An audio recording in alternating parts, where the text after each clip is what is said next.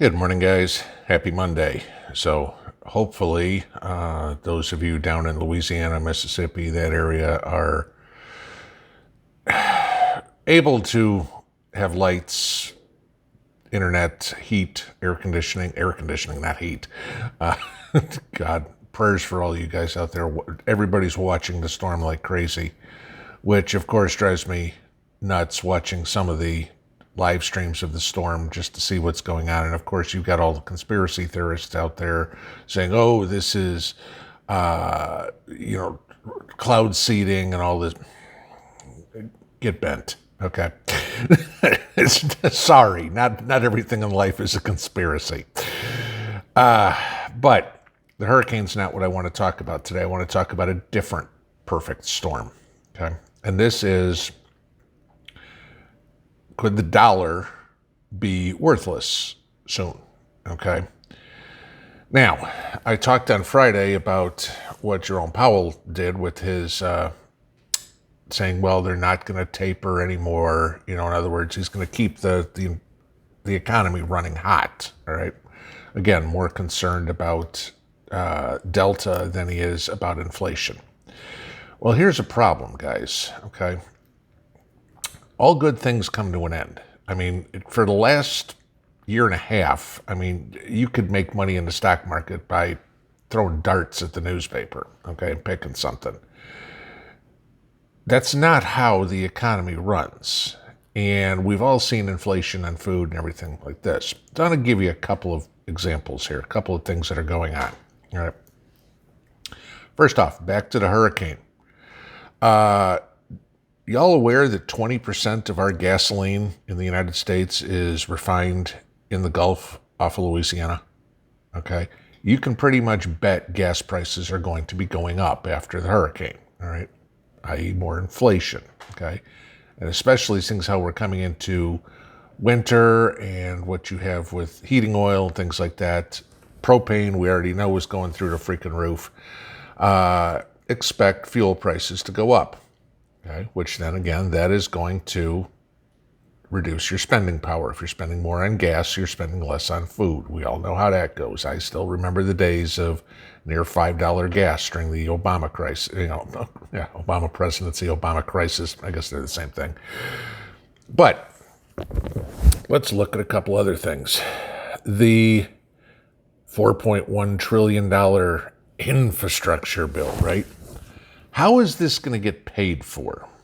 Now, going back to the Fed, you have Jerome Powell saying, we're going to continue printing money. We're going to continue buying back treasuries, et cetera, et cetera, et cetera. Well, here's the problem. Where do you come up with $4.1 trillion? It's not what, besides just print it, which causes more inflation. Somebody's got to loan you the money. Now, if you all know this, if you all don't, a good portion of the federal debt, okay, is owned by foreign countries. Obviously, they want to invest in the United States. Always been a stable economy. They count on getting paid their interest payments. Well, the two biggest debt holders, the bondholders for the United States are China and Japan, okay? China has not bought any bonds for 4 months straight. They're not loaning us any money, okay? With everything going on around the world, all the countries are starting to circle the wagons around home a little bit more. They don't have the money to loan to the United States while the people in China are going hungry, okay? While the farms are collapsing, while the dams are breaking, et cetera, they need to use that money. So the United States, doesn't have the money to do this. So the only way we can finance stuff like this is by printing more money, which drives the cost of everything else up. Don't give me this crap about, we're going to tax the rich and everything like that. I don't want to hear that, okay? Because, what was it, the top 20 companies in the United States didn't pay any federal income tax last year. Biden's talking about raising all the tax brackets for everybody. It ain't taxing the rich, it's taxing everybody, okay? And inflation, as you all know, is a hidden tax. So then it comes down to even a little bit smaller, and not a little bit, a lot smaller. There's a little town in Missouri, okay? Cool Valley, Missouri. Cool name for a town, okay? That the mayor has so little confidence in the U.S. dollar that he's trying to figure out a way to give every resident of the town $1,000 in Bitcoin. Now, I don't have any faith in Bitcoin either, but this will tell you this. He wants to do it because he's trying to protect his town from hyperinflation. This is a small town, 1,500 people, small town mayor who's going, hyperinflation's a problem. Where can we put money somewhere besides dollars? When you have people starting to talk about getting out of dollars, like China wants us to, do you have any idea what that's going to do? You think beef prices are expensive now. Wait till beef is $75 a pound. You think I'm kidding when I say wait till you see a $20 loaf of bread. That's exactly where we're going. Now, you take that and combine it with what I was telling you about last week about the banks unwinding, getting out of all their leverage, they're, getting off of margin, stopping, they're no longer borrowing money, okay?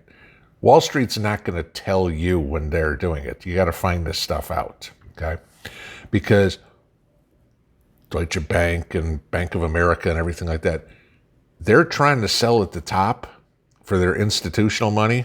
And the only way they can do that is if they get the little guy to buy at the top. Okay, so they'll tell you buy, while they're going, okay, time for us to sell. Yeah, that's how Wall Street works. I hate to tell you this. Okay, if you think the banks are actually trying to help you make money, no, they're not. Okay, they're trying to make them money. You have a lot, okay, of market analysts, and I'm not talking little guys. I'm not talking some guy who works at Robinhood. I'm talking about some of the ones that work at the bigger hedge funds, the bigger brokerage houses, the bigger mutual funds, who are calling for the same thing I am and bigger, okay, is a pop of the bubble. Same thing we saw with the dot-com bubble back 20 years ago. The same thing we saw with the housing bubble 12 years ago. Seeing some story, there's analysts that are calling for a 65 to 80% drop in the S&P by the end of the year. And you think about that, guys. That brings the S&P down to 1,200, somewhere thereabouts. Can you handle losing 3/4 of the money you have? That's what these guys are talking about. Now, it's not going to happen overnight. You're not going to wake up one morning and go, oh, and the S&P is down 3,000 points. No, you're just going to see, like we saw last March, down 1,200, down 1,500, down 800, down 1,700. It's just going to stair step down, okay? And then what you have happen is it's a snowball effect. Oh my God, it's down 1,200. I've got to get out. Well, when you sell, that causes everything to go down further. And then more people, oh crap, now we're down 3,000. I got to get down too. Okay, now we're down 4,500. It's a self-fulfilling prophecy at that point. That's the whole thing. Again, you're still hearing these talks from people, not the ones that are loony, okay, but there's conversations from people saying gold could go to 10,000. That I don't see out of the question. I'm not saying in the next month, okay, but in the next decade, sure, that'd be no problem, okay. Now, the ones that are saying that you're going to see silver at 10,000, okay, they're just smoking crack. But, gold to 10,000 is a 5-fold increase. That's not ridiculous, okay? So it's not going to do that. Well, look, gold was $35 an ounce in 1971, okay? 50 years later, we're $1,800 an ounce, okay? A 5-fold increase back then would have made it about, what, I don't know, $200? We're almost at $2,000. So yeah, it can definitely do that. But be very careful with your money, guys, right now. pay close attention because the price of stuff is going up. And as soon as we hear that the Fed is going to either taper, which means stop buying back bonds, or they start talking about raising interest rates, be very, very, very, very careful with what you got going on.